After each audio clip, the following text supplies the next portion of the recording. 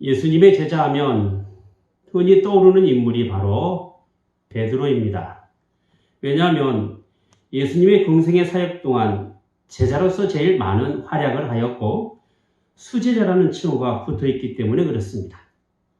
예수님의 부활 이후에 초대교회를 이룰 때도 베드로는 예루살렘 교회에서 중심된 인물이었고 천주교에서는 베드로가 제1대 교황이라고 했으니 기독교 역사상 그가 가진 위상과 영향력은 대단하다라고 말할 것입니다.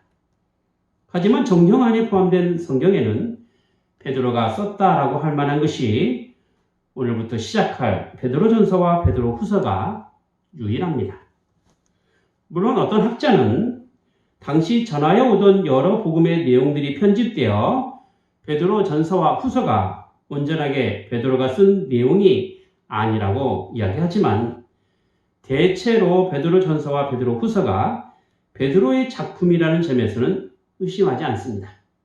왜냐하면 베드로전서 1장 1절에서 자신을 친히 예수 그리스도의 사도 베드로라고 분명하게 밝히고 있기 때문에 그렇습니다.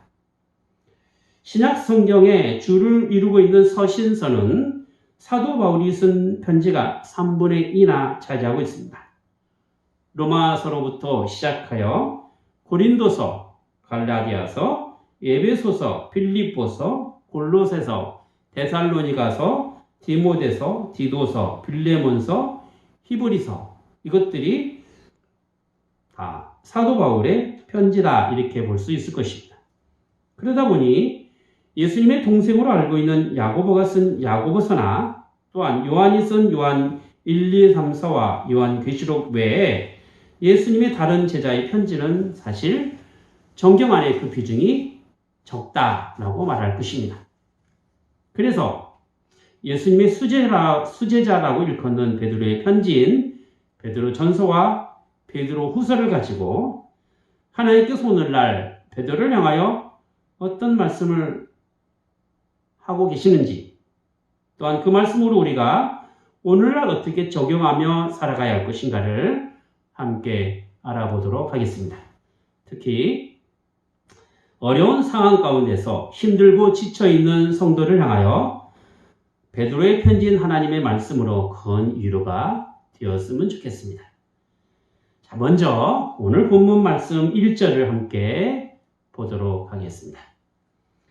예수 그리스도의 사도 베드로는 본도, 갈라디아, 갑바도기아, 아시아와 비두니아에 있는 흩어진 나그네라고 했습니다.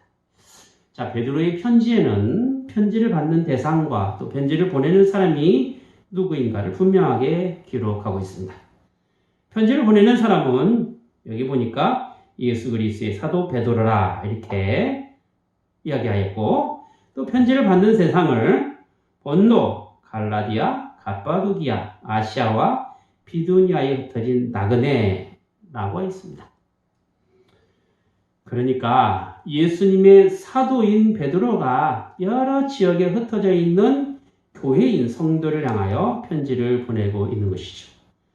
사도 바울의 편지는 어느 지역이나 어느 한 교회 편지를 보내는 경우가 많았는데 베드로는 여러 지역에 흩어져 나그네와 같은 삶을 살아가는 성도들을 향하여 인사말을 쓰고 있는 것입니다. 그런데 여러 지역의 지명이 어디에 있는가 하면 사도 바울이 전도 여행을 하면서 복음을 전했던 서아시아 지역입니다. 지금으로 말하자면 튀르키예, 터키 지역인 것이죠. 여러 지역에 흩어져 있는 나그네다라는 단어는 과거 이스라엘 민족이 나라를 잃고 포로로 끌려가 살았던 삶을 또한 의미하기도 합니다. 이스라엘의 멸망 후에 아수르와 바벨론에 의하여 포로로 끌려가 살았던 그들의 삶은 그야말로 나그네의 삶이었습니다. 하지만 이러한 나그네의 삶은 그들이 가나안에 정착하여 이스라엘이라는 나라를 형성하기 이전에 아브라함을 비롯한 족장 시대와 그리고 애굽에서 400년간의 생활이 나그네의 삶이었음을 또한 보여주고 있습니다. 하나님의 약속하신 땅인 가나안을 향하여 가야 했던 이스라엘의 삶이 바로 나그네의 삶이었음을 가르쳐주고 있는 것이죠. 말하자면 베드로가 언급한 이 나그네의 의미가 표면상으로는 여러 지역에서 흩어져 타향살이로 살아가야 하는 성도를 이야기하지만 결국은 우리가 가야 할 본향, 즉 하나님 나라를 향하여 신앙의 분명한 목적을 가지고 이 땅에서 살아가야만 하는 교회인 성도를 이야기하고 있다 할 것입니다. 베드로가 이 편지를 쓰게 된 시기는 당시 로마로부터 신앙으로 인하여 핍박을 받고 살아가야만 하는 그 성도들을 향하여 기록하였기 때문에 기독교에 결정적으로 핍박을 하게 된 계기인 네로 황제에 의한 로마의 대화재 사건이 일어난 서기 64년 이후다라고 볼 수 있을 것입니다. 더 나아가 다음 황제인 도미티안 때 기독교 박해에 대한 칙령으로 신앙에 더 큰 어려움이 생기게 되어 각 지역에 사는 기독교인들을 무참하게 잡아들이고 핍박하게 되었습니다. 그래서 하나님의 부르심에 따라 자신이 믿는 하나님께 한 그 신앙을 이유로 때로는 고향을 떠나 흩어지기도 하고 때로는 자신이 있는 곳에서 모든 핍박을 감수하고 살아가게 된 것입니다. 어쩌면 이것이 신앙의 자유를 위하여 이 땅에서 고난을 받고 살아가야만 하는 나그네 생활이 아닌가 싶습니다. 그리고 비록 이 땅에서의 삶이 원하지 않는 핍박과 어려움의 연속이겠지만 택하심을 입은 사람이 하나님 나를 향한 소망을 가지고 순종함으로써 교회로 존재하며 살아가야 할 우리의 모습이 또한 아닌가 싶습니다. 그래서 본문 2절에 보면 흩어진 나그네가 어떤 사람인가에 대하여 베드로는 이렇게 설명을 하고 있습니다. 곧 하나님 아버지의 미리 아심을 따라 성령의 거룩하게 하심으로 순종함과 예수 그리스도의 피 뿌림을 얻기 위하여 택하심을 입은 자들에게 편지하노니 은혜와 평강이 너희에게 더욱 많을지어다. 베드로의 편지를 받은 사람은 여러 지역에 흩어진 교회로서 다른 상황과 처지와 형편 가운데 존재하고 있었습니다. 하지만 여전히 그들은 하나님으로 택함을 받고 예수 그리스도의 피 흘리심으로 구원을 받으며 한 분 성령 안에서 거룩하게 된 사람입니다. 이것은 우리의 신앙이 지역에 따라 다르거나 또한 하나님 말씀에 기초하지 않고 다른 이상한 복음을 믿는다거나 하지 않고 유일하게 하나님을 믿고 고백하는 내용이 같아야 함을 이야기하고 있습니다. 정말로 하나님께서 부르신 그 부르심은 한 분 성령 안에서 예수 그리스도의 흘리신 보혈의 피로 인하여 이루어진 구원입니다. 그리고 이렇게 얻은 구원은 남녀노소 빈부귀천 차별이 없이 주시는 하나님의 귀한 선물이 되는 것이죠. 그러므로 믿음의 사람은 하나님의 미리 하심에 따라 택하심을 입은 사람이 되는 것입니다. 하나님의 구원은 일련의 과정이 있습니다. 우리 이것을 구원의 서정 혹은 구원의 황금고리라고 이야기합니다. 로마서 8장 29절과 30절이 이를 뒷받침하는 성경 구절이 되겠습니다. 읽어보겠습니다. 하나님이 미리 아신 자들로 또한 그 아들이 형상을 본받게 하기 위하여 미리 정하셨으니 이는 그로 많은 형제 중에서 맏아들이 되게 하려 하심이니라. 또 미리 정하신 그들을 또한 부르시고 부르신 그들을 또한 의롭게 하시고 의롭게 하신 그들을 또한 영원하게 하셨느니라. 여기에 등장하는 구원의 서정은 5가지로 나누어 설명을 하고 있는데 미리 하심과 예정, 그리고 부르심과 의롭다 하심과 영원롭게 하심에 있습니다. 물론 이러한 구원의 서정은 앞에 미리 하심의 순서가 이루어지면 뒤에 것인 예정이 이루어지게 되고 하는 그 순서상을 의미하지는 않습니다. 하나님의 구원은 이 모든 5가지가 동시에 이루어지는 구원입니다. 따라서 하나님께서는 구원을 이루가실 때 마치 순서에 따라 하는 것처럼 보이지만 하나님의 주권적인 섭리에 따라 연결된 고리처럼 서로 먼저라고 할 것도 없이 구원을 이뤄가게 되는 것입니다. 그래서 구원의 서정을 이야기할 때 앞서 로마서 8장 28절에 있는 것처럼 우리가 알거니와 하나님을 사랑하는 자 곧 그 뜻대로 부르심을 입은 자들에게는 모든 것이 합력하여 선을 이루느니라 라고 하였던 것입니다. 그러니까 다시 말하자면 구원의 5가지 서정이 서로 연결되어 협력하여 하나님의 선하신 계획인 구원을 이루어 가신다라는 뜻이죠. 구원의 서정을 구원의 황금고리라고 표현하고 있는 그 이유가 바로 여기에 있는 것입니다. 물론 감리교나 알미니안주의자들은 예정론, 즉 하나님께서 미리 하시고 예정하셨다는 논리로 주장합니다. 그래서 그들은 자유의지에 따라 믿음으로 반응할 사람인지를 하나님께서 아시고 그 반응 여부에 따라 하나님께서 그를 구원의 대상으로 삼으신다라는 논리입니다. 물론 이러한 주장은 하나님을 아직 믿지 않고 예수님께 향한 그 신앙생활에 소극적인 사람에게는 예수님을 믿어야 할 필요성과 신앙의 열심을 강조하는 이야기가 될 수 있을 것입니다. 그래서 신앙의 수고와 헌신을 통해서 자신이 얼마나 하나님 앞에 구원의 삶을 살고 있었느냐에 따라 구원이 이루어진다라고 주장하게 되는 것이죠. 열심을 강조하는 거 참 좋죠. 하지만 이렇게 주장하는 것에는 하나님의 주권적인 구원의 역사가 인간의 선택과 또 인간의 자유의지에 따라 변경될 수 있다는 큰 문제가 발생합니다.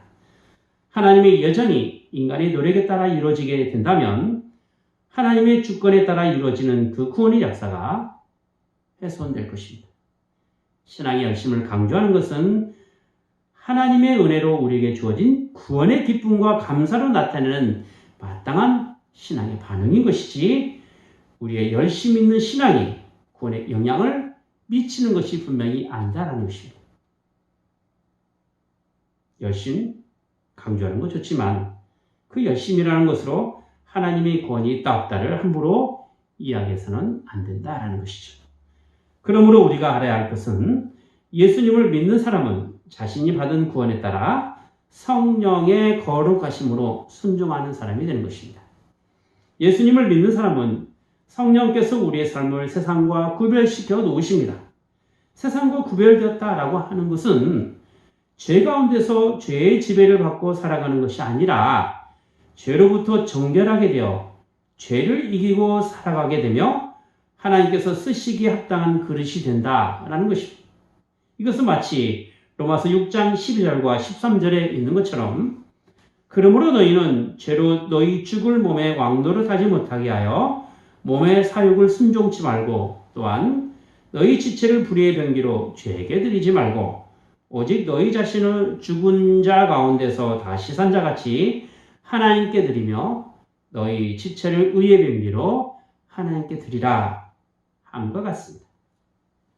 따라서 믿음으로 살아가는 삶의 방향은 죽을 몸의 욕심에 따라 죄로 향하여 있는 것이 아니라 부활의 생명을 따라 하나님께 향하여 있어야 하는 것이죠. 우리가 살아가는 삶의 방향에는 언제나 같이 가는 게 있습니다. 특별히 믿는 사람에게 있어서의 삶의 방향에 같이 가는 게 있는데 바로 순종입니다. 순종의 여부가 우리가 가야 할 신앙의 삶의 방향이 됩니다. 따라서 우리가 하나님의 말씀에 순종한다라고 하는 것은 어떤 종교적인 관습이나 우리를 얽어매는 율법의 행위로 해서는 절대 안 됩니다. 성령께서 거룩하게 하시는 그 일에 우리를 사용하게 하신다라는 것입니다. 빌립보서 2장 12절과 13절 말씀을 보면 그러므로 나의 사랑하는 자들아 너희가 나이 있을 때뿐 아니라 더욱 지금 나 없을 때에도 항상 복종하여 두렵고 떨림으로 너희 구원을 이루라. 너희 안에서 행하시는 이는 하나님이시니 자기의 기쁘신 뜻을 위하여 너희로 소원을 두고 행하게 하시나니 라고 하였습니다. 하나님께서 인간을 구원하시고자 하시는 그 기쁘신 뜻을 위하여 우리 안에 소원을 두고 행하게 하신 것입니다. 그러므로 우리가 믿음으로 행하는 수고와 헌신과 같은 그 열심히 있는 내용이 하나님께서 우리 안에 그 구원의 기쁘신 뜻을 두셨기 때문에 가능한 일이 된 것이지요. 두렵고 떨림으로 너희 구원을 이루라 라는 이 말씀이 결국 내가 해야 하고 내가 한 것 같다라고 볼 수 있겠지만 우리의 삶을 세상과 구별시켜 놓으시고 우리를 거룩하게 하심으로써 이 일이 가능하게 되는 것입니다. 교회 안에서 하나님의 말씀에 순종하겠다라는 표시로 우리는 세례를 받습니다. 즉 세례는 믿음의 고백이요 하나님의 자녀가 되었다는 증표고 더 나아가 이제는 믿음으로 살아가겠다는 순종의 다짐입니다. 우리가 예수님을 믿는다라고 말하는 것은 단순히 마음으로만 믿는 것이 아닙니다. 마음으로 믿어 의에 이른다면 입으로 고백하여 구원에 이르러야 합니다. 아무리 마음으로 100번, 1000번 믿는다라고 해도 입으로 고백하고 삶으로 나타내는 것이 없다고 한다면 그 구원을 우리가 기대하기가 어렵단 말이죠. 그런 점에서 볼 때 구원은 마음 하나로 되는 것도 아니고 또 행동 하나만 보고 이 사람 구원받았다라고 말하는 것이 아닙니다. 하나님께서 그를 예정하시고 부르시고 의롭게 하시고 성화가 되는 모든 과정이 하나님의 깊은 뜻 안에서 선하게 이루어질 때 비로소 구원이 나타나게 되는 것입니다. 그리고 이런 일련의 과정에서 우리에게 나타난 삶이 바로 순종이 되는 것이죠. 그런데 이런 모든 과정, 즉 하나님께서 당신의 구원을 선하게 이루시고 그 선하게 이루시는 구원의 여정 가운데서 나타난 우리의 순종에 결정적인 내용이 있습니다. 그 구원의 내용이 뭐냐 하면 바로 예수 그리스도의 십자가입니다. 우리가 예수님을 믿는다라고 말하는 것은 결과적으로 우리의 죄를 위하여 십자가에 대신 죽으신 그 예수님을 믿는 것입니다. 우리가 아무리 많은 하나님을 이야기하고 또 성령님을 많이 이야기한다 하더라도 믿음의 내용인 예수님의 십자가가 없으면 아무런 소용이 없습니다. 우리가 유대교와 다르고 또 이슬람교와 다른 것은 같은 하나님을 믿는다 하더라도 성자 하나님이신 예수님께 향한 믿음의 여부가 다르기 때문에 다르다라고 하는 것이죠. 기독교는 예수님을 믿는 종교입니다. 우리의 구원은 십자가의 구원이기 때문에 십자가가 없는 것은 진정한 복음이 되지 못하는 것입니다. 오늘 본문 말씀 2절에 뭐라고 합니까?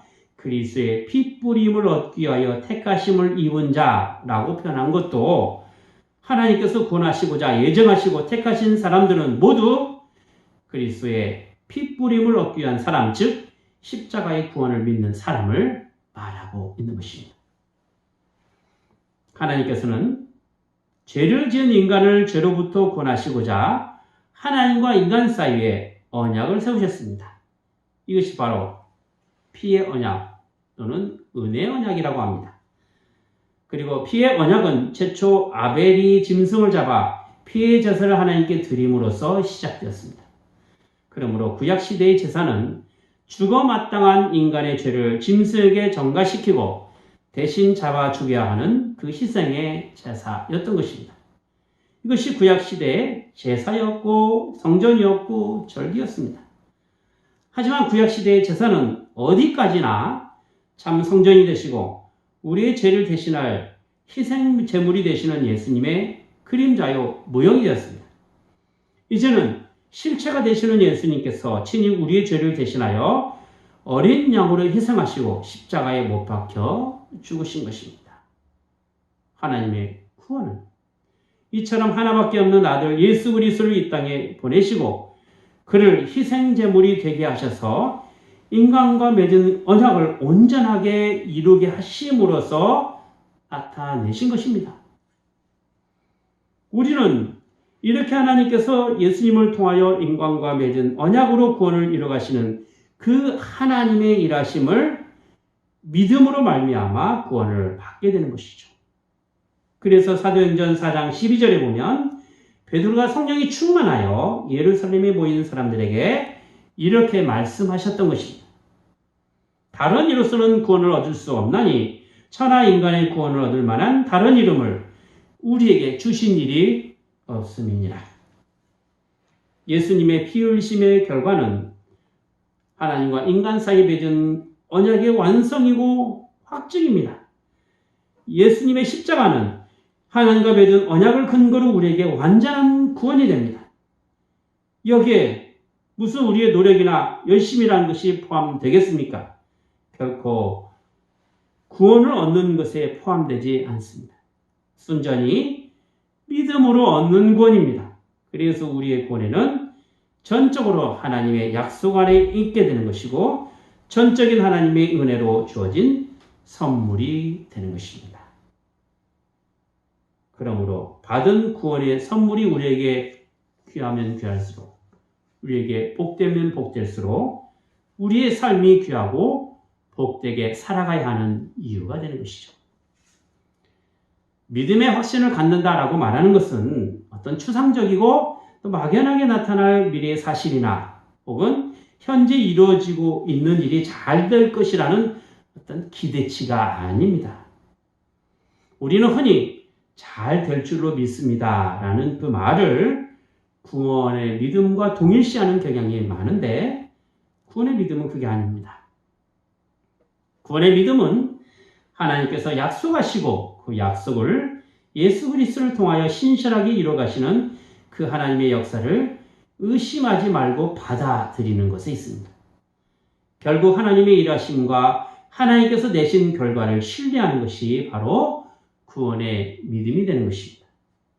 우리가 소원하거나 우리가 기도해야 할 제목이 하나님의 선하신 뜻과는 상관없이 순전히 자신을 위한 것이라고 한다면 그는 육체의 욕심을 쫓는 사람이 될 것이고 그들의 바람일 뿐입니다.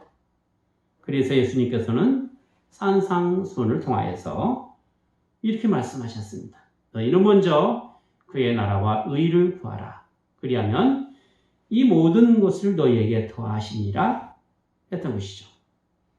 우리에게 있어서 우선순위는, 특별히 신앙의 삶에 있어서 우선순위는 하나님의 나라와 하나님의 의를 구하는 것에 있습니다. 순종이라는 단어는 베드로전서에서 중요하게 사용되는 단어 중에 하나입니다. 그만큼 하나님의 부르심에 따라 반응하는 사람들에게 나타나는 중요한 행위가 바로 순종이기 때문에 그렇습니다. 물론 순종이 맹목적이어서는 안 됩니다. 억지로 해서도 더더욱 안 됩니다. 여기서 말하는 순종하는 사람은 성령께서 거룩하게 하시는 그 일에 따라가는 거룩한 사람인 것이고 예수님이 십자가를 믿음으로 인하여 자신의 죄가 용서받고 이제는 죄에게 자신을 드리는 것이 아니라 의의 변개로 하나님께 드리는 삶을 살아가는 사람인 것이죠. 그렇기 때문에 순종에는 언제나 믿음이 그 안에 있어서 믿음에 따라 나타난 마땅한 반응으로 되는 것이고 하나님의 선하신 뜻이 자신의 삶으로 소원이 되어서 그 소원을 이루어가게 하시는 것입니다.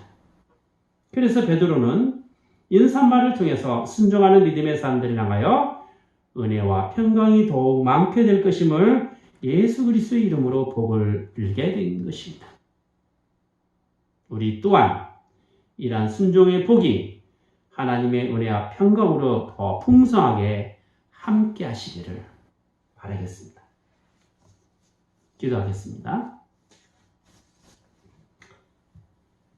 거룩하신 하나님 아버지, 하나님의 부르심에 따라 믿음으로 반응하여 하나님의 선하신 뜻을 쫓아 살아가는 성도들을 향한 구원이 저희 안에 있음을 감사드리옵나이다.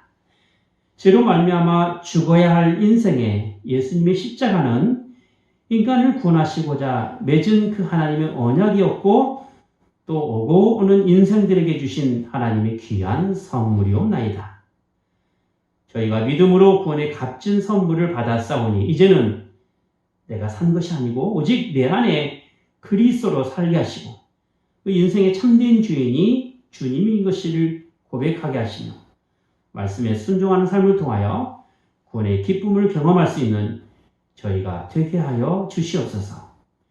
이제 베드로 전서를 시작하면서 하나님께서 오늘날 저에게 주신 말씀의 참된 의미를 잘 깨닫게 하시고 과연 믿음으로 살아가는 것이 무엇인지, 하나님을 의지하며 살아가는 것이 무엇인지를 저에게 주어진 매일의 삶을 통하여 알아가게 하여 주시옵소서.